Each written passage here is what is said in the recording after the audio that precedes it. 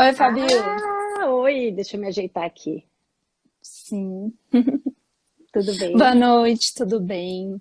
Boa Fabiola, noite. Fabiola e pessoal. Bom, nós fizemos essa semana da Não Existe Só GD, né?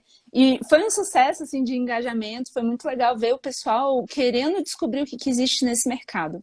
E aí, como a Fabiola tá há quase 30 anos no setor elétrico, acompanhou tudo, desde nascimento até a solução do GSF, né?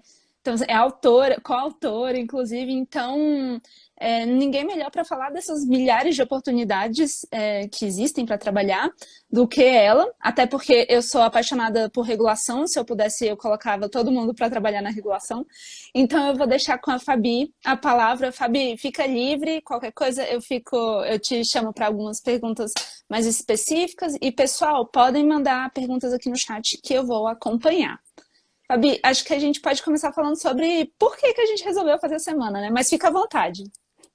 Sim, acho que é bem legal falar das nossas motivações, porque a gente percebeu que muitos jovens não conheciam a GC, né? Conheciam toda a geração centralizada, todo mundo da geração centralizada. E isso nos espantou, que os jovens que estão na universidade, muitos não tinham essa visão. Se, poxa, mas tem alguma coisa, então a gente está falhando na nossa comunicação. A gente precisa avisar esse pessoal que tem aqui um monte de oportunidade, né, para a gente desenvolver várias áreas, né? Não é apenas para engenheiros, a gente precisa de advogados, precisa de contadores, de administradores, de economistas, de meteorologistas, de programadores, enfim, é realmente um mundo gigantesco, né? Então a gente quis mostrar para as pessoas que se interessam pela área de energia, porque realmente a área de energia é uma área de infraestrutura, e como área de infraestrutura ela é essencial para todos, praticamente todas as áreas, os serviços, né, e as indústrias do país. Então, devido a esse caráter tão essencial, né, a gente resolveu, poxa, vamos contar para o pessoal então que tem aqui um mundo aqui fora, né, da GC, da geração centralizada e tudo que se remete a ela. E começamos, acho que ali, né, Nath, a primeira coisa foi a gente mostrar o tamanho desse mercado, né? A gente foi lá na ANEEL e vimos, ó, são quase 178 gigawatts fiscalizados, né? Então, assim, é uma quantidade imensa, e a gente fala já um pouquinho sobre eles, né? E aproximadamente 7 gigawatts aí de geração distribuída, majoritariamente geração de origem fotovoltaica, né? Mas esses quase 180 gigas que existem hoje implantados, em operação, né, aqui no Brasil, eles não são apenas geração centralizada, né? Eles têm transmissão que precisa ser desenvolvida para trazer essa energia de onde ela está até os centros de consumo, né? Você precisa das distribuidoras para fazer todo esse papel de distribuição, desde esses pontos até a nossa casa. Você tem um papel incrível dos comercializadores que trazem liquidez para esse mercado, né? Você tem consultores, escritórios de advocacia, né? tem casas de análise. Então, assim, realmente, o mercado de geração centralizada, ele não é apenas a geração. Ele tem uma série de outros serviços associados, né, que trazem, que vem com ele, né? Então, acho que é um pouco esse nosso papel aqui, mostrar que existe, sim, muita oportunidade. E a gente tem até, acho que hoje a gente vai mandar, né, para o pessoal que assinar a nossa newsletter. Ainda dá para ir para quem não assinou a newsletter assinar, né? Não dá mais? Não, era até ontem, mas eu vou abrir essa exceção. Exceção, tá A gente bom. vai mandar depois aqui da live. Ah, então tá. Uma lista, né? Você comentou que é a lista com Então, mais de fala, 90 fala, vagas? fala, fala, fala da lista, Nath. É uma lista com mais de 90 vagas, todas elas voltadas para o mercado de energia, nenhuma delas é de GD, tá? E para trabalhar com vários ramos, independente de tempo de formação, independente em tempo de experiência ou tipo de formação. Algumas são específicas, outras não, vocês vão ver lá. Então, assine a newsletter. Essa lista, inclusive, é algo que a gente fornece exclusivamente para os nossos alunos, mas como tinha tudo a ver, né, com essa semana, a gente fala, vamos mandar para quem assinar a newsletter. E também uma dica que se tiver vaga fechada e você se interessou por aquela vaga, estude a vaga e já dê indicativos ali no seu LinkedIn, no seu Instagram, onde for no seu currículo, que você tem aquelas habilidades que as vagas exigem, as vagas que te interessam. E acho que esse ponto é bem legal de falar, porque eu que tive, como a Nath falou, né, que são quase 28 anos trabalhando aí no setor elétrico, sempre na área de geração, né, minha área então realmente é geração e comercialização, as duas, né, eu nunca trabalhei com transmissão nem com distribuição, mas com geração centralizada e comercialização há muito tempo. E então, o que a gente percebe? Às vezes, quando a área decide, vamos abrir uma vaga, aí você negocia com o RH, vamos abrir a vaga vai ser para sênior. E aí você coloca a vaga na praça e não aparece ninguém sênior, né? Ou você põe para especialista, não aparece especialista. Então, gente, às vezes você olha a vaga, eu não tenho as habilidades, eu não sou pleno ainda, né? Ou eu não sou sênior ainda, será que eu sou? Eu vivo ouvindo essas mensagens. Mas o que eu preciso ter para ser um sênior? O que eu preciso ter para ser um especialista? Olha, você precisa saber resolver os problemas, ter responsabilidade, né? Espírito de dono, resolver os problemas e não se apegue à questão do rótulo. Em relação ao rótulo, nem falar sobre a questão de engenheiro. Esqueçam. Eu tenho a minha carteira, eu fui pegar a minha carteira de trabalho, eu nunca fui contratada como engenheira, nunca. A primeira vez que eu fui contratada, vejam só, eu nunca tinha trabalhado em empresa. A primeira vez que eu fui contratada, eu fui contratada como especialista em análise de riscos. Aí o pessoal fala, não, mestrado e doutorado, fazer mestrado e doutorado, você não pode trabalhar no mercado. Olha, eu terminei meu doutorado e fui trabalhar como especialista. Então, assim, não se apeguem aos rótulos de engenheiro, especialista, sênior, júnior. Não se apeguem, né? Então, simplesmente postulem para as vagas. Muitas vezes, já aconteceu, amigos meus falam, não, mas essa vaga aqui não é para sênior. Ele falou, não, mas se tiver júnior, manda, porque preciso também de currículo de júnior. Então, assim, não fiquem restritos. Vou receber não, gente, o não você já tem. Se você não fizer nada, você já tem o não. Então, assim, mas não deixe de postular, porque vale a pena. Com certeza. E, Fabi, uma coisa que é bem interessante da gente deixar claro também é que a gente não tem nada contra a GD. O que a gente quer é mostrar que existem infinitas possibilidades além de GD. E por que isso? Porque a gente recebe muitos relatos dos alunos falando, nossa, eu estou insatisfeito, eu não consigo crescer, para eu crescer nessa empresa alguém tem que ser demitido, eu não vejo como que eu vou ganhar dinheiro mesmo, evoluir financeiramente aqui, a não ser que eu abra minha própria empresa, isso parece inviável. Então, isso é uma outra coisa que motivou bastante a gente nesse sentido de orientar mesmo quem quer simplesmente conhecer, né? O que eu vejo em relação ao mercado, ao amplo mercado, né, que a Nath cunhou dessa forma, eu acho que ficou muito legal, porque realmente é um mercado muito amplo. E, gente, nós recebemos diariamente pedidos de pessoas, Fabíola, por favor, Nath, por favor, arruma alguém assim que tem esse perfil X, Y para uma vaga assim. Então, assim, é uma coisa muito comum aparecer pra gente. E, por exemplo, quando eu estava lá em Brasília, né, eu estava semana passada em Brasília e conheci muitos de vocês ali e na conversa pude saber melhor, olha, eu estou nessa área, mas eu quero ir para outra. Na hora eu já chamei um amigo meu que eu sei que ele está precisando do amplo mercado da área de comercialização, mandei, olha, tem pessoas aqui com esse perfil, se você tem interesse, ele falou, tem interesse demais, já me manda o currículo. Porque assim, gente, às vezes as vagas nem apareceram ainda, ele ainda vai ter que aprovar no RH e tal, mas então assim, você tem que já se preparar, porque essas vagas estão aí, elas só não estão às vezes visíveis, né? Mas se você realmente tem interesse em vir para o amplo mercado, né, ou se desenvolver nele, tem muita oportunidade, né? E fala, Nath, pode falar. Fabi, não, eu ia completar sobre isso, que acontece? Nessa hora que é tão importante a questão do networking, porque, gente, o racional, o que o racional pensa, né?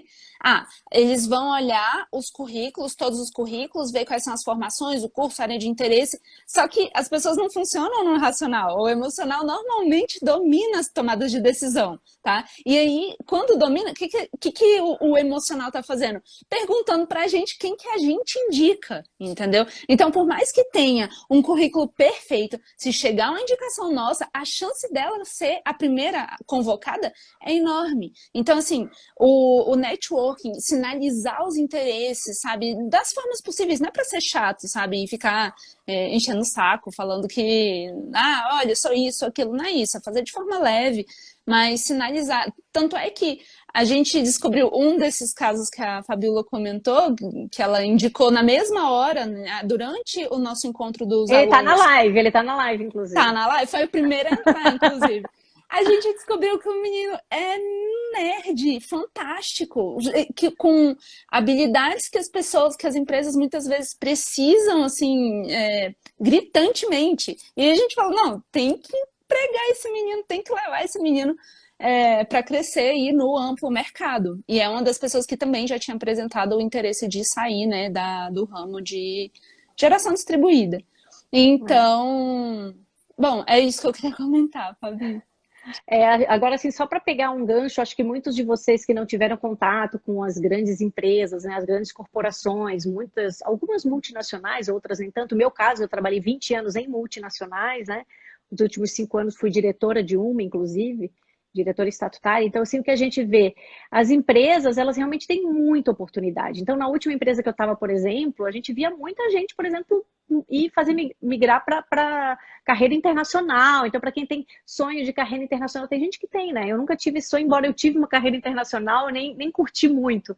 Mas foi também uma oportunidade para eu alavancar minha carreira naquela época, né?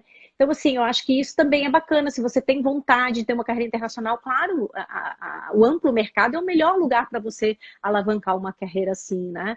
Então, as empresas, elas costumam ter alguns aspectos que diferem de empresas de varejo, porque eu acho assim que o grande ponto da GD, e não querendo também assim ter nenhuma conotação pejorativa, longe disso, né, é que é um mercado muito voltado ao varejo. O mercado voltado ao varejo, ele tem algumas peculiaridades, né?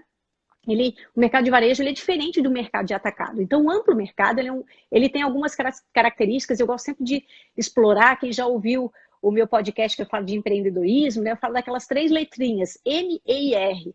M de margem, E de escala e R de recorrência. O amplo mercado, a maioria das empresas, elas têm um R muito poderoso, que é a recorrência. O que significa isso?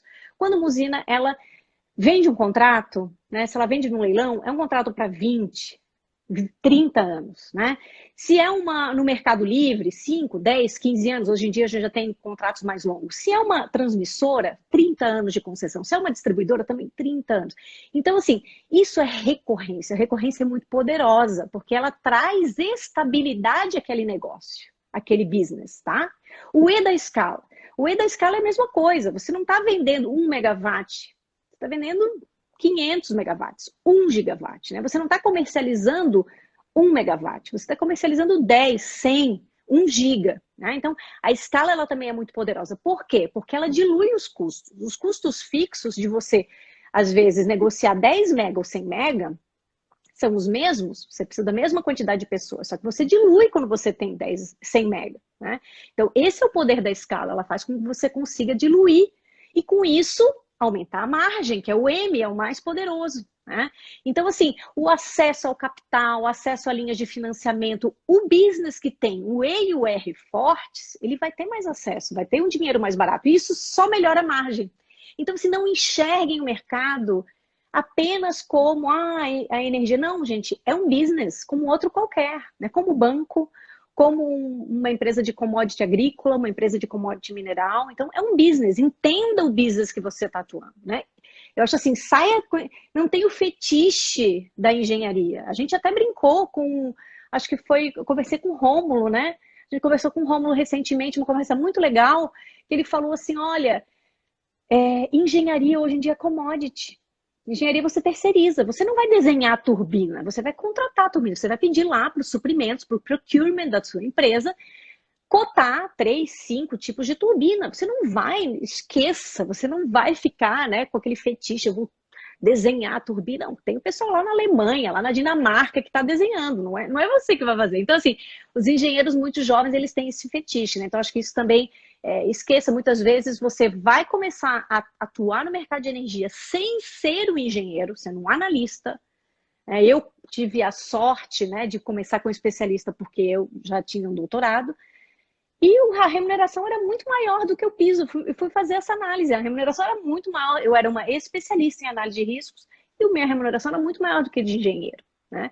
Então, assim, o que você quer, né? Eu sempre pergunto, você quer o quê? Você quer o título para dizer para a família que é engenheiro, ou você quer de fato poder prover, né, um futuro bom para quem você ama, né? Você poder de fato ser um profissional, né, feliz em outros aspectos. Os rótulos, eles se perdem, né? Então, assim, acho que essa reflexão também é importante. É um pouco de mentoria, né? São as reflexões que a gente faz nas mentorias, né? A Nath já participou, mas acho que vale a pena resgatar aqui para essa conversa. E, Fabi, da mesma forma que não adianta ter o fetiche com a engenharia em si, também tem que ter cuidado com o em relação a fontes renováveis, porque se o mercado, não, as empresas elas estão ali no business, né, olhando realmente o lucro, a possibilidade de lucro, e se o mercado não tiver bem desenhado e bem seguro para absorver fontes renováveis, por exemplo, ele não vai absorver, não vai para frente. Não adianta você dimensionar eólica, biomassa, você precisa ter também esse desenho de mercado que traga segurança para os investidores do amplo mercado, né?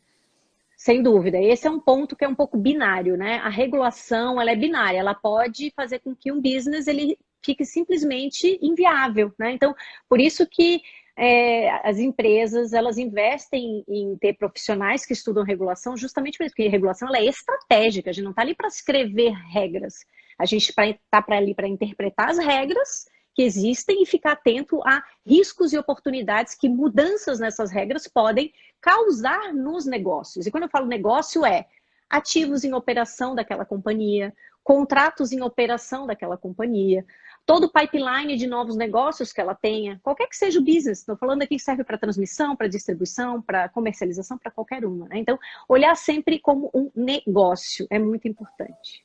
Sim, e Fabi, a gente puxou para regulação agora, porque eu não consigo, né, não fazer isso, mas um dos pontos que a gente levanta muito lá na Rede Energia também é que é importante que você tenha uma visão do mercado antes de ter o fetiche por algo. Para onde o dinheiro está indo, né? Está sendo investido em renovável? Está sendo investido, na verdade, em análise de gestão dos riscos das renováveis? Ou na forma, ou é uma análise de, por exemplo, aquela questão da competição por margem de escoamento, uma série de questões de mercado que não estão necessariamente associadas à fonte em si. Então, isso é algo interessante de se olhar também, né? A questão de mercado como um todo, como está o mercado para aquela área que te interessa. Sem dúvida. É um pouco na linha dos riscos e oportunidades que eu falei, né? Tanto o mercado em si, as dinâmicas naturais do mercado, e também essas inserções que a regulação ela acaba causando no mercado, né? A regulação ela pode ser um facilitador ou um perturbador do mercado. Então, é justamente aí que esses profissionais com um olhar estratégico, a gente nunca é apenas regulatório, a gente sempre é regulatório e mercado, né? A regulação anda junto com a inteligência de mercado, elas não se dissociam nunca, né? Fabiola, você falou da área de inteligência de mercado. Hoje a gente tem uma demanda, um interesse dos alunos, não sei se é pelo nome ou se eles assistiram às entrevistas que estão lá na plataforma da Rede, por inteligência de mercado, desenvolvimento de projeto, gestão de risco e também middle office de comercialização. Quer falar um pouquinho de cada uma delas, assim, só para deixar o pessoal querendo trabalhar nessas áreas mais ainda? Vamos lá. Acho que a gente pode explorar algumas coisas assim aqui. Acho que assim, a área de novos negócios, ela é sempre uma área que é a menina dos olhos de toda empresa, porque é aquilo que vai fazer com que a empresa cresça, né? A empresa, ela normalmente gera resultados, esses resultados precisam ser reinvestidos, né? Para que ela, de fato, seja uma empresa sustentável no longo prazo. Então, o papel dos novos negócios é isso, é você reinvestir o dinheiro que é retorno daquele business para que ele cresça, né? Ele vire uma bola de neve positiva, né? Então, por isso que é muito legal, porque toda empresa olha para essa área de novos negócios com um olhar muito carinhoso, né? Então, normalmente, os diretores das empresas querem saber o que está no pipeline, eles querem saber, vocês estão prospectando, como é que está o andamento. Normalmente tem mandatos, né, do conselho de administração, ou dos acionistas, ou da matriz lá fora. Então, assim, é uma área que realmente ela tem uma interface muito grande com áreas estratégicas das companhias, tá? Então, acho que isso é legal por isso. Você precisa ter uma visão muito ampla, né? Você precisa entender de economia, você precisa entender de regulatório, você tem que ter uma visão de inteligência de mercado. Já vi que tem gente aí, que eu já vi pessoas aí muito sabidas em desenvolvimento de negócio que estão aí na live. Né? Então você tem que ter uma visão muito grande. Normalmente são engenheiros, mas não necessariamente. Eu conheço profissionais da área de novos negócios, economistas maravilhosos, assim, pessoas incríveis, né? Então é legal porque é uma área que você não precisa ser necessariamente engenheiro e não precisa ser engenheiro eletricista. Ah, eu vou trabalhar na área de novos negócios de uma geradora. Preciso ser engenheiro eletricista? Absolutamente não. Absolutamente não, né? Então, acho que assim, é legal por isso. E é uma área muito dinâmica, né? Mas você tem que estar habituado a trabalhar com a frustração, porque assim como a área de fusões e aquisições, M&A, e muitas vezes a fusão e a aquisição ela fica junto da área de desenvolvimento de negócios, é uma área que tem que saber o seguinte, você vai propor um monte de projeto e o comitê de investimentos ou o conselho, ele vai dizer, não, esse aqui não, né? Então, assim, você trabalha muito tem que trabalhar com a frustração. Beleza. Vamos falar um pouquinho da área de inteligência de mercado. Para mim, a inteligência de mercado, ela anda junto com a regulação. Ela que vai, por exemplo, olhar o balanço oferta-demanda, ela que vai olhar uma série de elementos de movimento de mercado que vão praticamente dizer o seguinte, olha, a área de vendas, a área de front, ou área comercial, como é que você quiser, né, falar, por exemplo, no caso de uma geradora. O equilíbrio está ficando tenso lá na frente, então os preços tendem a aumentar, né? Ou não, olha, o negócio aqui está, sei lá, eventualmente houve um subsídio, mudou a dinâmica de mercado, cortou um subsídio. Então, assim, a área de inteligência de mercado ela tem que estar muito próxima da área regulatória. Preferencialmente, na minha visão, uma coisa só. Né? Porque, de fato, é uma área estratégica na empresa que vai habilitar tanto a área de desenvolvimento de negócios quanto a área de comercialização para que sejam feitos os negócios olhando para esse futuro, né? Tá sempre olhando, não, o futuro que eu digo pode ser um futuro daqui a 5 anos, mas também um futuro que pode ser daqui a 6 meses, 3 meses, tá? Área de middle, né? A área de middle é uma área que cuida dos riscos, né? A área que vai cuidar basicamente do risco de mercado que a empresa está sujeita. Então, uma área muito importante nas empresas de geração e comercialização. Todo o coração da área de gestão de portfólio das empresas é a área de middle, porque é ali que vai ser feito, por exemplo, as projeções. Cada empresa estrutura de uma forma, né? Mas muitos fazem inteligência de mercado de curto prazo ali também, para entender as movimentações regulatórias também que afetam mais o curto prazo, mudança, por exemplo, de alguma data de entrada de modelo, de formação de preço, alguma coisa assim, né? E todo o controle de portfólio, né? Estamos estourando a média móvel? Não estamos. O GSF foi muito profundo, teve aqui uma exposição.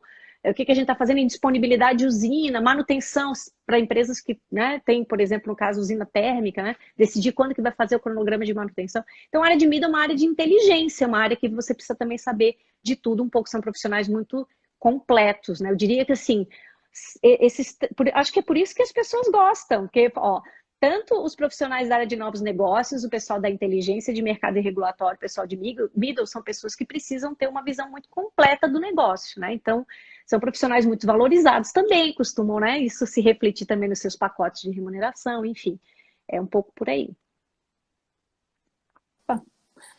Fabi, você tocou num assunto que perguntam bastante pra gente também, que é na questão da remuneração, né? A gente até comentou no Insta sobre a possibilidade, a vontade de pesquisar um pouco sobre o que seriam faixas de remuneração para cada tipo de cargo, né? Assim, não para analista em si, mas quem trabalha com gestão de risco, quem trabalha em middle, só que a gente chegou à conclusão de que é muito complicado falar sobre isso, né? Porque cada empresa é uma empresa e não só por isso, também cada pessoa é uma pessoa e às vezes essa pessoa topa receber muito pouco para entrar no amplo mercado. Inclusive, a gente tem uma aluna da Rede que ela comentou comigo, Nath, fiz uma entrevista para a empresa e meu salário é baixo, só que não deu, a Rede tem 2 meses e ela já era aluna, então deve ter dado 2 meses de trabalho e ela já virou sócia da empresa,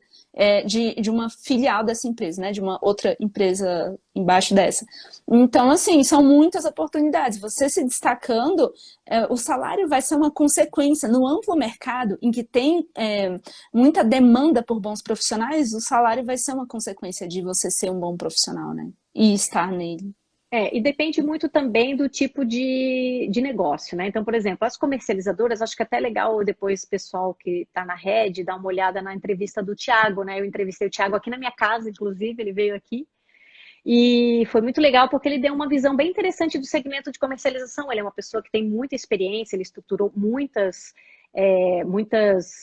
comercializadoras pelo Brasil, né? Então, assim, ele tem uma visão muito bacana. E ele até comentou, por exemplo, normalmente o pessoal de front é um pessoal que tem a remuneração total. E outra coisa que a gente tem que criar aquela ideia igual ao americano. Não tem essa coisa de, o salário ao mês é tanto. Não, a gente tem que pensar o seguinte, o pacote de remuneração, de salário fixo mais variável, né, de remuneração fixa mais variável é quanto? E eu estou falando isso porque eu conheço pessoas que têm 40 anos que ainda não têm essa visão. Então, estou alertando aqui vocês. Saibam que é assim que a gente calcula a remuneração. É o pacote anual. É o pacote anual, tá?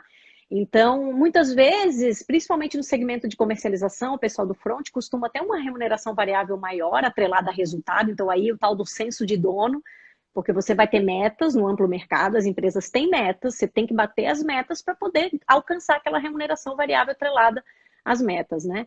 Então, tudo isso para falar que depende muito de empresa para empresa e depende até do segmento. Então, o segmento de distribuição é um segmento mais regulado, né? Pela natureza do segmento. Assim como transmissão também é mais regulado. Então, provavelmente, eu não sei porque eu não conheço bem, né? Mas acredito que as remunerações variáveis lá devem ser um pouco mais tímidas em relação, por exemplo, a um segmento de comercialização. Então, isso é natural. Então, isso vai depender muito assim, conheça-te a ti mesmo. Por exemplo, estou disposto a correr risco junto com a empresa, eu quero ser parceiro da empresa, quero pegar junto, vá para uma área ou para um negócio, né? Ou para um tipo de business dentro do setor de energia, que isso se reflita no seu perfil. Não, eu sou mais tranquilão e tal. Procure isso. Então, assim, não se viole. Se não, eu sou uma pessoa pacata, não quero, beleza, ok, né? Você não tem que se formatar. Você tem que encontrar uma coisa que tenha a ver com o seu perfil. Isso é muito importante em todas as áreas da vida. Muito bom, Fabíola. Aproveitar que bastante gente entrou e perdeu o recado. Se você assinar a nossa newsletter lá na bio da Rede Energia, você recebe a lista de vagas do setor elétrico, do mercado de energia, que a gente divulga semanalmente para os nossos alunos da rede, lá na plataforma. Então, você vai receber só essa, né? Se você quiser as próximas atualizadas, aí você entra na Rede Energia.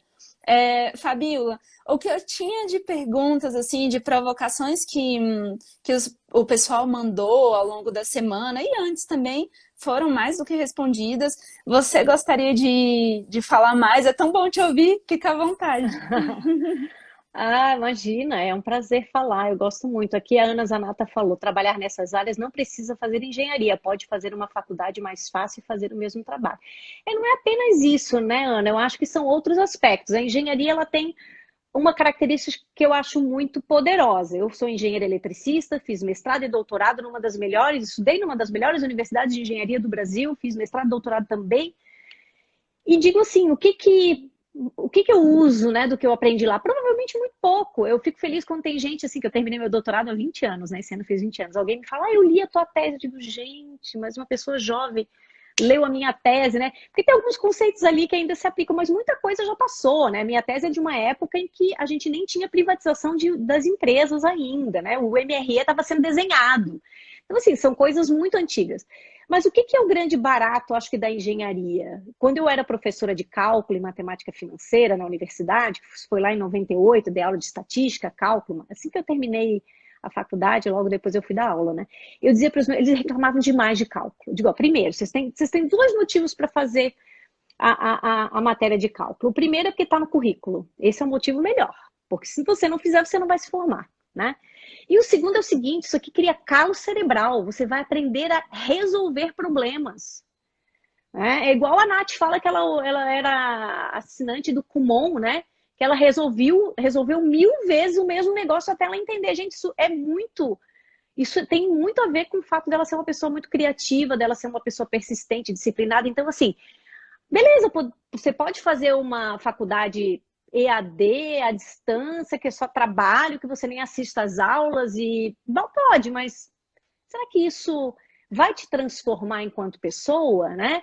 E eu, por exemplo, eu tenho até hoje contato com os meus colegas. Aliás, é o único grupo de WhatsApp que todos os dias tem mensagem, são dos meus colegas que se formaram comigo. A gente fez 26 anos de formado esse ano. Então, assim, são pessoas que até hoje eu tenho contato, né? São pessoas que trabalham em empresas incríveis fora. Por exemplo, tem amigo meu que trabalha na Dropbox, tem outro que trabalha no Google, tem um que trabalha na Texas Instruments. Então, são pessoas que... Então, assim, sabe? Isso é networking, é muito poderoso isso também, né? Não, eu acho que tem outros elementos intangíveis que precisam ser colocados na equação. Eu não seria tão simplista. Eu não mudaria nada, eu faria uma faculdade difícil, se pudesse até mais difícil. Eu gosto de coisas difíceis, porque, gente, quanto mais difícil for um negócio, provavelmente menos pessoas se atrevem a fazer aquilo. Então você vai ser raro. Se você quer ser bem avaliado, se você quer ser uma pessoa bem considerada, você tem que ser raro. Você não pode ser mais um na esquina. Porque daí você vai ter um salário de mais um na esquina, você vai ter um reconhecimento de mais um na esquina. Então, assim, eu acho que a gente não pode se jogar nas cordas como brasileiro. A gente tem que pensar o seguinte: eu quero ser o melhor. Eu tenho que ser o melhor. Sempre vou querer ser a melhor. Tem que ser assim. Muito bom, Fabi, muito bom. Vamos aproveitar um tempinho e falar também de uma dúvida que surge muito sobre mestrado e doutorado, né? Falar tanto da importância deles para a colocação da pessoa no mercado de trabalho, o timing ideal e o perfil que deve realmente fazer, enveredar por essa área mais acadêmica. Eu acho que é uma das perguntas que a gente mais recebe, né, Fabi? É impressionante. Eu estou achando que o pessoal está com muito gosto para fazer mestrado e doutorado, mas não vejo isso na prática. Vamos lá. Eu acho que a primeira coisa que é bacana falar é que até sugiro que assistam à entrevista que eu fiz com o Alexandre Frank, lá Frank, que ele é fantástico. Ele é um cara, assim, de gestão de riscos, um dos grandes profissionais de gestão de risco do Brasil. Ele tem doutorado, inclusive. E uma coisa que ele fala lá é justamente isso, né? Que essa dissociação, mestrado, doutorado para um lado, empresas no mercado do outro, isso é uma coisa de brasileiro. Lá fora não tem isso, não. Lá fora não tem isso, não. A gente não pode compactuar com essa visão brasileira, gente. A gente tem que trazer um Brasil novo. A gente tem que botar aqui, temos que subir o sarrafo. Temos que ser muito melhores. Isso a gente só vai ser quando a gente tiver. Eu quero ter mestrado, eu quero doutorado, quero ter experiência no mundo corporativo, quero ser diretora, e foi isso, foi o que eu fiz. Eu tive tudo, não é ou, pode ser e. Eu fiz tudo e. Mas por quê? Porque eu não queria ser só mais uma na esquina, eu queria realmente ter destaque na minha carreira, né? Então, assim, não são coisas excludentes. Eu mesma nunca tive... A minha primeira vez que eu tive a minha carteira assinada como especialista em análise de riscos em 1º de agosto de 2001, até fui ver, não vou falar meu salário, né? Mas atualizado hoje, garanto que fiquei até impressionada. Fui lá e atualizei pelo como é que é? IPCA, não. INPC, que é o Índice de Atualização de Contrato.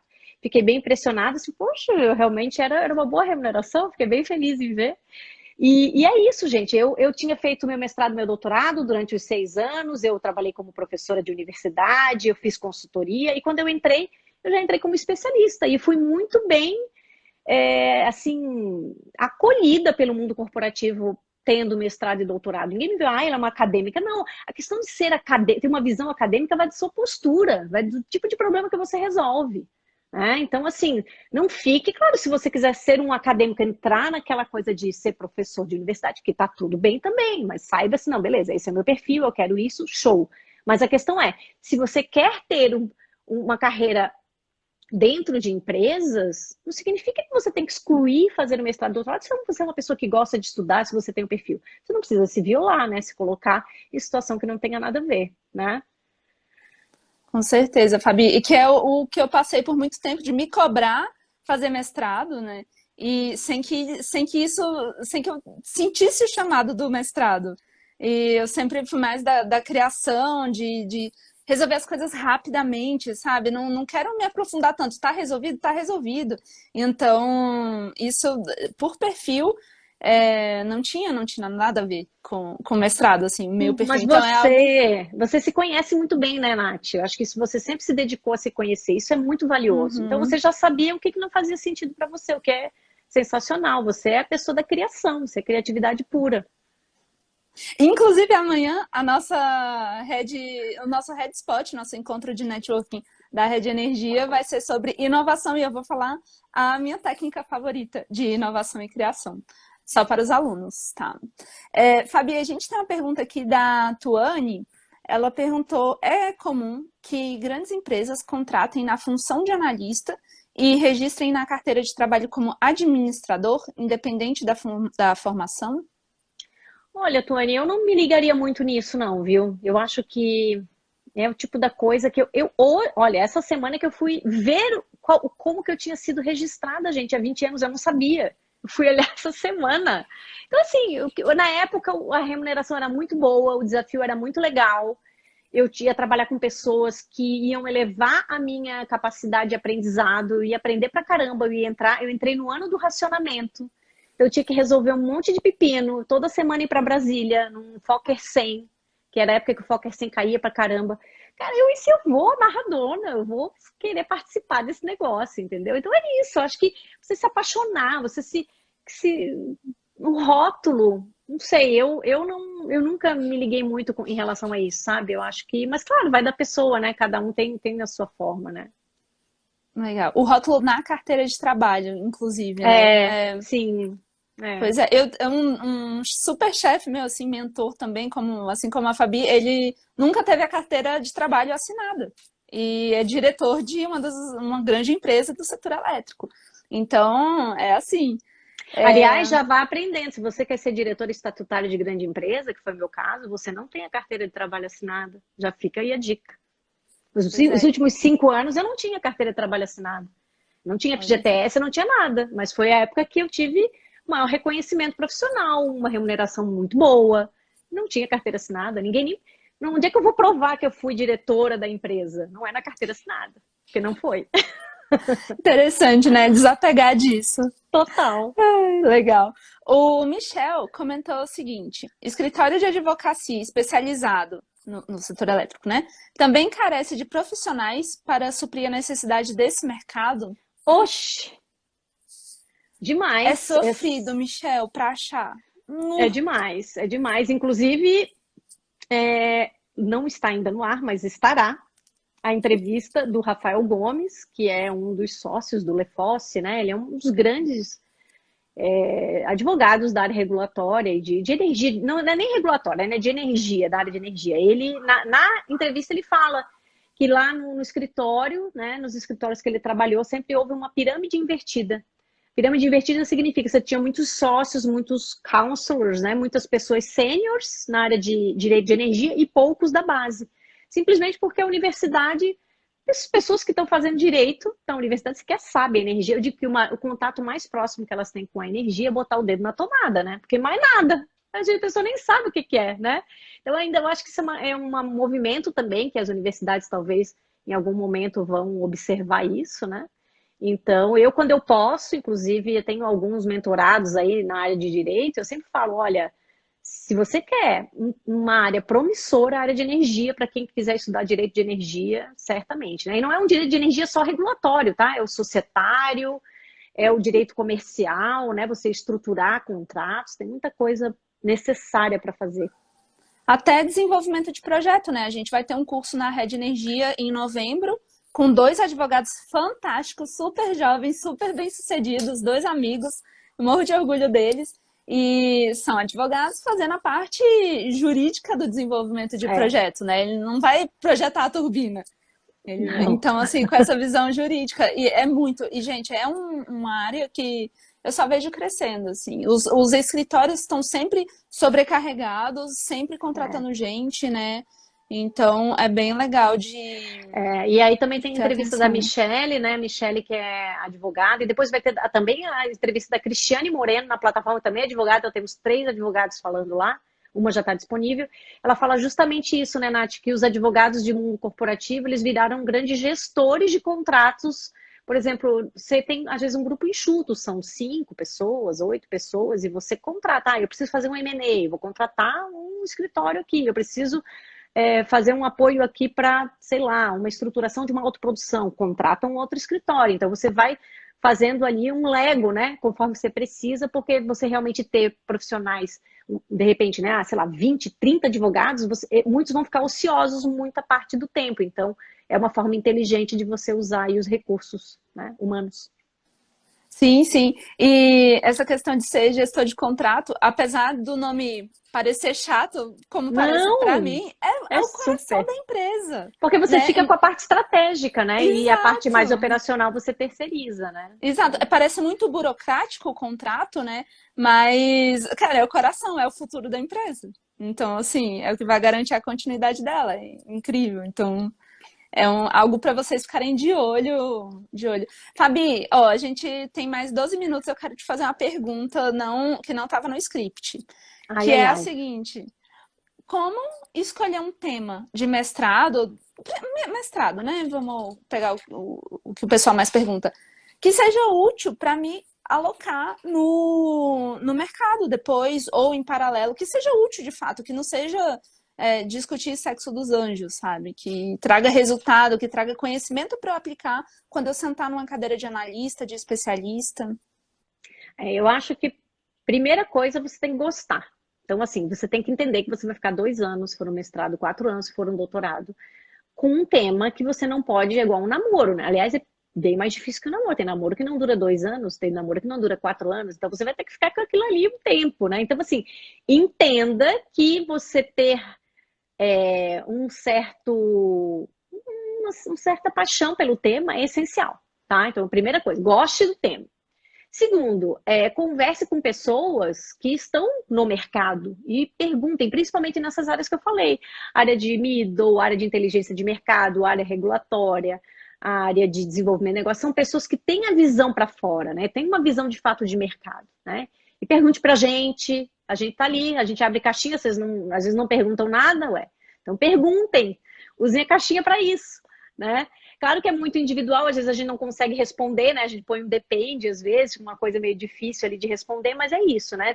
Tente resolver um problema que seja um problema que tenha um impacto muito grande, né? Do ponto de vista de follow the money mesmo, né? Siga o dinheiro. É um problema que afeta um grande segmento, é um problema que é uma dor para muitos players do mercado, né? Eu iria por esse lado. Eu tenho algumas áreas, lógico, que eu acho que sempre vão estar bem valorizadas. A área de formação de preço, por exemplo, a gente vai ter, né, em outubro o curso, né, com o pessoal da Noros. É uma área que com certeza sempre vai ser valorizada. A gente, inclusive, vai ter aí, já está rolando, né, uma análise aí de mudar o modelo, né, para a formação de preço ser por oferta, né, e não mais por modelo. Então, isso é uma coisa que provavelmente, sim, mais cedo ou mais tarde vai acontecer. Então, é uma área que sempre é um calo, né?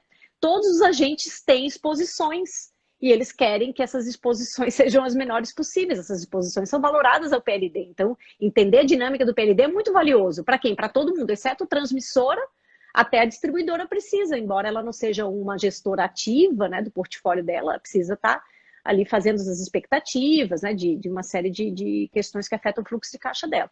Então, assim, tenham consciência de escolher um problema grande ou um problema muito novo, por exemplo, blockchain, né? Eu falo, a aplicação de internet das coisas, todas essas tecnologias que estão chegando, elas são vão ser muito valorosas, né? Tudo que é digital, todas as empresas vão ter em algum grau alguma digitalização, então a importância de você aprender sim a programar, não tenha medo de programar, não morde, garanto. O Python não é uma Python, é Python, não é Python, não vai morder você. Então, assim, aprenda, né? Se joga. Sim. Inclusive, Fabi, é legal falar que um dos nossos programadores é advogado, vai se formar em Nossa, ele é direito agora. maravilhoso. Ele é maravilhoso. E ele programa super É. tranquilamente, assim. Então, assim, é mais uma linguagem. E, gente, olha, na boa, a linguagem jurídica é muito mais difícil do que linguagem de programação, tá? Então, se você já tá por esses meios, sinta-se à vontade e não desafiado a programar. Fabi, o Gustavo de Lima Pinheiro perguntou: quando o mercado de energia abrir em 2023, segundo a 465, né? O Brasil estará preparado para esse marco no mercado de energia ou será um momento muito desafiador?